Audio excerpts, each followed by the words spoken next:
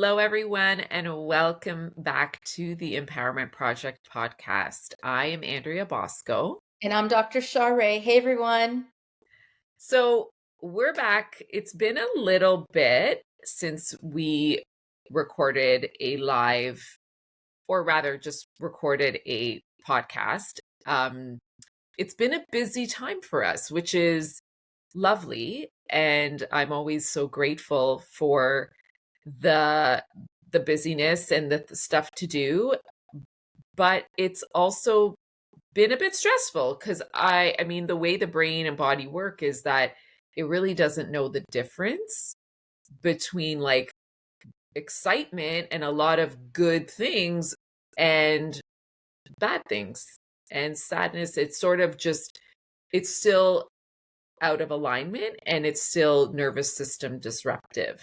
So we thought we would chat today a little bit about how we can regulate and how we can find presence in the fast-paced part of our life. And I think we can all understand that there's ebbs and flows to life. It's not always super busy and it's not always super chill. You've probably heard us say this before, but that everything is temporary. So even reminding ourselves that when we feel in that overwhelm is important. So yeah, we just thought we would chat a little bit about that and give some insights. What do you think? I think that's great. I mean, life happens, right? And I think it's also important to let our listeners know that the busyness actually wasn't work, let's say. I mean, work was a big part of it, but it was a lot of personal stuff that Yeah. came up for both you and I that needed tending to. And it's not that we didn't get work done and we weren't out doing things to, make money and pay our bills, but all of the family and all of the personal stuff that shows up in the mix of it all.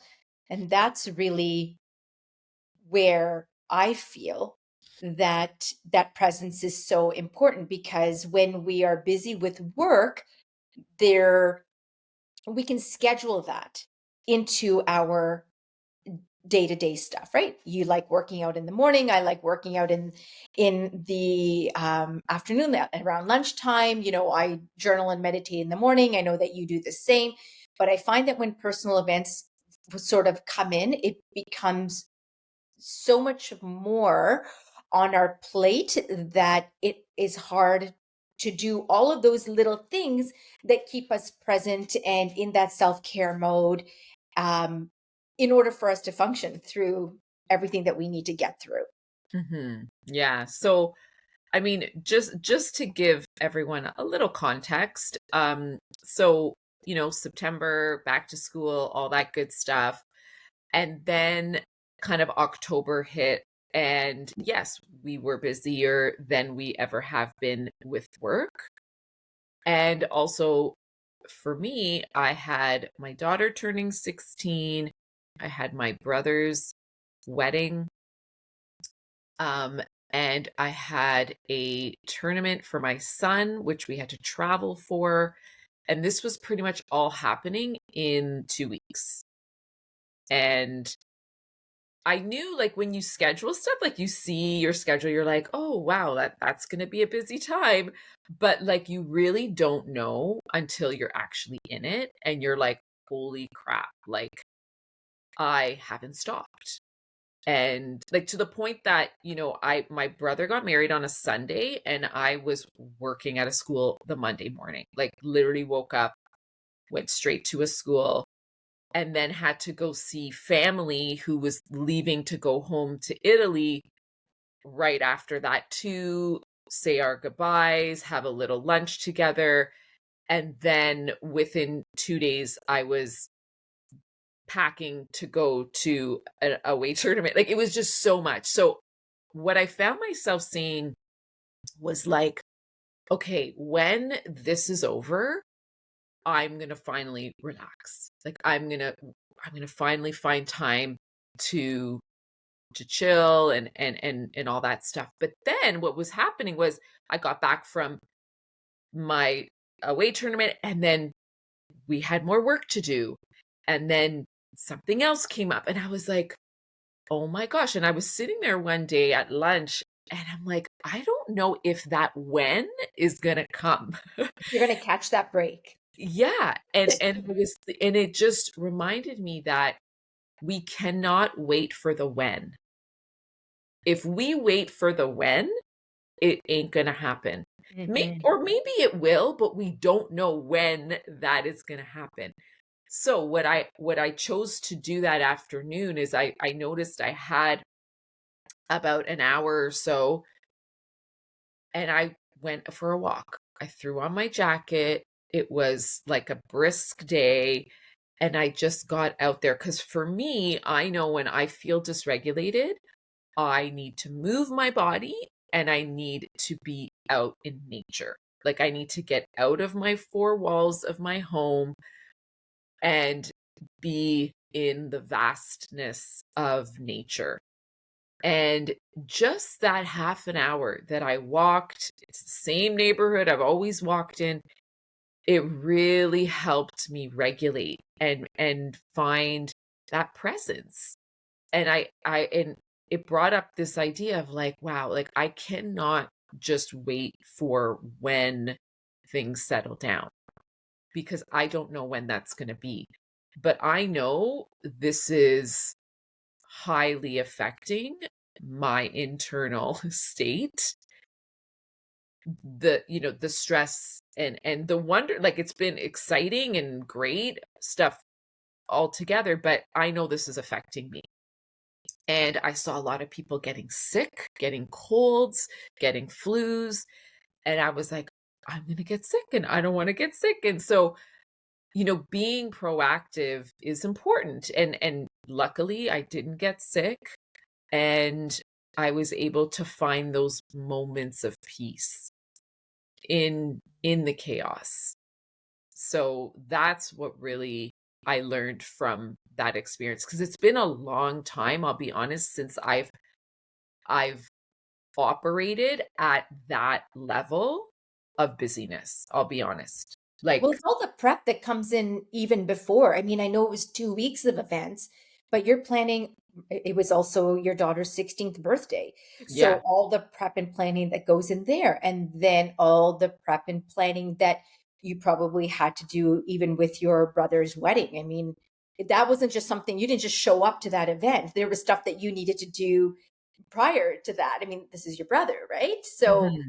I can only imagine what that was like for you. Actually, no, I don't even have to imagine it because I believe that myself and probably anyone else that's listening has probably experienced it. And I think what you were saying about the, going out for a walk and figuring out a way to regulate your nervous system, we need to find time to do that every day. And it doesn't have to be a walk and it doesn't have to be an hour. It could literally be 5 minutes. And I Mhm. know that for me, when I start feeling that way, movement, yes, is always good for me. But for me, I find it catches me in my brain. So I have like 101 thoughts going in my brain and they become so jumbled and I can't process them, and because I can't process them, when people are talking to me, it's like they just keep adding like straw onto the camel's back. Like they just keep adding it. And then, it's the straw that broke the camel's back. But that's what I feel happens. And so for me, it was also busy, but busy in a different way, and fun too. Like obviously I know that you had fun. We just were doing a lot of traveling uh, to see family, and then we usually do a fall trip with the family. But for me, it was I need to journal. I need to write down what's happening in my head because I cannot organize words or thoughts. And then what happens is for me, it shows up very discombobulated when I'm trying to have a conversation with someone, when I'm trying to get a thought across, when I'm trying to do my work, I can't think anymore. Not it's so jumbled up. So for me, it's a journal. Like I just have to get everything on paper. What I'm feeling, how it's affecting me, what I'm like, what that feeling is teaching me, what's showing up for me. Because that's the other thing when you're in that overwhelm, when you squeeze an orange, right? You put an orange through stress, but you get some really great juice. So I kind of feel like when I'm in that state, I'm being squeezed. It's like the pressure cooker, but then something beautiful can come of it if I can just formulate those thoughts and ideas. So for me, it's always been writing. Yeah, I just hope that's nobody finds my journals. That's the other thing. yeah. No, that's so good. And it made me think about how, because I was sharing my experiences with a lot of people, like anyone that would listen, I'd be Mhm. like, I'm so busy and whatever. And I was like, there's so many people were like, welcome to my world. Like, this is me on a regular. And I'm like, really? Like, how can you operate Mhm. at this level of intensity all the time? And it made me realize that, like, it becomes the norm for people. This extreme level of output, because that's what I found. It was output, output, output. And there was very little like, let me just inhale for a second. And I know we talk about the exhale, like waiting to exhale. I was actually waiting to inhale and give myself some life again. And so I think about these people that work, and listen, I'm grateful that our job and our work is not kind of a 9 to 5 Monday to Friday kind of regime. I mean, it can be busy for sure, but we do have that flexibility. But people that are like getting up, going into an office 9 to 5, they're working, they're getting home, they're doing the things with the kids, they're making the dinner, they're getting the groceries. Like, it is this constant, constant, constant go, go, go, go, go. And I'm like, wow, how do you do it? And I guess like I see why people get into that routine and how they can burn out. Or Um, get really sick. yeah, yeah, And we've seen that. We've experienced it firsthand with people that are close to us where they run themselves down so much that they're ill. yeah, And I'm not just talking like I've got a cold. I mean ill. yeah. So I Like mean this is dis-ease.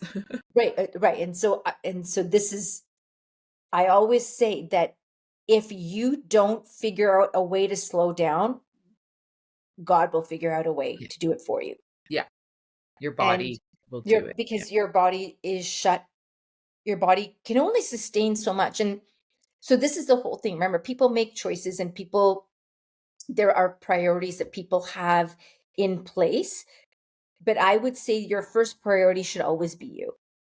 And then Mhm. that's something, of course, it's easier said than done. And it's something that I've learned even later on in life. But you need to make yourself the priority because you can't give from an empty cup. When we talk about this, you can't, give from a dead battery. You have to recharge some way. You have to make yourself a priority because otherwise, what's the point in going to work at 9 to 5 and being wealthy and in being busy and all that kind of stuff if you're just going to be using that whatever it is to just treat your sickness. So I get it. There's a lot of pressure on parents these days and people to constantly be in a level of performance. However, if you don't make yourself a priority, everything else falls apart around you. I Mhm. mean, that's just the way it is. So, and then again, like you said, it doesn't have to be like I'm going to the gym and I'm a part of I have to be a part of a class, or it doesn't have to be anything structured. It can be something very unstructured. I've got 5 minutes. I'm going to do a meditation. I have 5 minutes. I'm going to breathe. I have 5 minutes. I'm going to make myself a healthy snack, or like those little things, they all add up. It's cumulative, right? You Yeah. don't have to do something today and then and then expect that everything's going to change around you. It's cumulative. What little things are you doing for yourself every single day? Yeah. And prioritize rest. Like that's what I noticed I needed to make sure.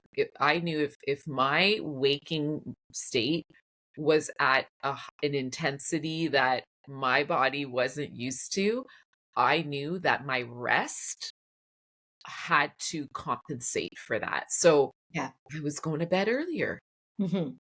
when I could, right? But even if it was half an hour earlier, letting my family know I'm going to bed. Mom's done for the day. You need me? Let me know now because I'm done. And prioritizing rest Hmm. because that's really what ends up catching up with you is that sleep deprivation. And then, the brain fog and that the high stress and the cortisol really, really builds when you're not sleeping well. Right. Because that's what I was finding is I was sleeping, but I wasn't even like rested, like Yeah. because my brain was still going, oh, I got to do this and I got to do that. And I found I wasn't having like peaceful sleep. So I had to do some reading before bed, some breathing, some relaxation so that I could get that restful sleep. So I was as recharged as possible to to step into the next day. So prioritize sleep for sure. Yeah, and even if that means resting during the day, like I just need to shut everything off, shut my phone off, shut my Yeah. computer off, and I just need to close my eyes for 5 or 10 or 15 minutes, as opposed to I'm feeling really tired, I'm going to have another cup of coffee, which, listen, I've been guilty of doing myself. And there are those days where I don't have opportunity to rest during the day. However, there are those days where I'm super exhausted and I'm going to take that time during the day just for myself and to stop feeling guilty for giving your body what it needs. I mean, and the other thing that I find also is a lot of people don't know how to slow down and don't want to slow down, right? Mhm. Mhm. Like they're going to get an award for being the busiest person out there. Or they're going to get an award for being the martyr, or they're going to get an award for having the fullest schedule, whatever it is. And I'm finding that there is no reward for that. There is No. no reward. There's only a kick in the, you know what, when your body says you better slow down, and if you don't slow down, I'm doing it for you. That's all Mhm. it is, right? Mhm. But the crazy thing about that, truthfully, what I find is when people slow down, they might have to reevaluate themselves or their life. Mhm. So that's probably the scariest part. Like, do I like this version of myself? Who am I without all this busyness? Right? Who am I? And what do I like? And what do I need to keep in my life? What do I need to get rid of? Who do I need to have a conversation with? The problem is keeping ourselves so busy prevents us from actually thinking about those things that our soul and spirit actually need. And the ugliest part of that whole process is like that shedding of the skin, that, oh my God, I have to actually change something about myself, or I might have to have that conversation. Like you're so uncomfortable. It's so messy. I don't mean to say ugly, but it's so messy. And nobody Mhm. wants to be messy, No, right? just But so stay much on the learning. hamster wheel. Exactly. But so much learning if you give yourself a chance. And it's so funny. I just said shedding of the skin. Funny that this year is the year of the snake, right? So, Mhm. which Yeah. is shedding of the skin, it's transformation. Shedding of a skin for a snake is not comfortable. It's Mhm. leaving an old version of itself behind, literally. And that's like, if you've had that opportunity to do that type of self reflection this year, congratulations, because that will take you far next year, the year of the horse. Think about galloping Well, I'm a horses. horse. Are you a horse? I am. Oh, so it's a good year for you. All right. I gotta look into that. Yeah, you are gonna have to look at it. But I'm just saying it's just funny how it kind of works out universally. Yeah. right? And I mean, it's not that the year is done. The year is not done. There's still an opportunity to sort of go through that. Although I do have to tell you, we're walking again into one of the busiest seasons of the year. So Yeah. maybe that's what we need to figure out. Like, you're walking into the busy season. What are you going to do to help manage what's going to be showing up on your doorstep any second, Exactly. Yeah. besides Amazon packages? Yeah. Lots of Amazon. No, absolutely. So hopefully this has given you all a little bit of a insight on what you can do for yourself. Maybe you relate to some of the things we're saying, and it helps you in some way. That's all we can hope for. Yeah, even when life happens, make yourself a priority, whether it's for 5 minutes, whether it's for an hour, but make yourself a priority daily. And that could look like anything: a nap, Mhm. journaling, out for a walk, making a healthy snack. It doesn't matter, but just make yourself a priority because Yeah, you matter. And if you're not functioning, no one else around you is either. exactly. Well, thank you all for listening. We do hope to come back with more regular podcasts. So keep listening, keep staying up to date on our social media, the Empowerment Project 2 on Instagram. We are also on YouTube. So check us out, and we will see you next time. Bye, everyone. Bye.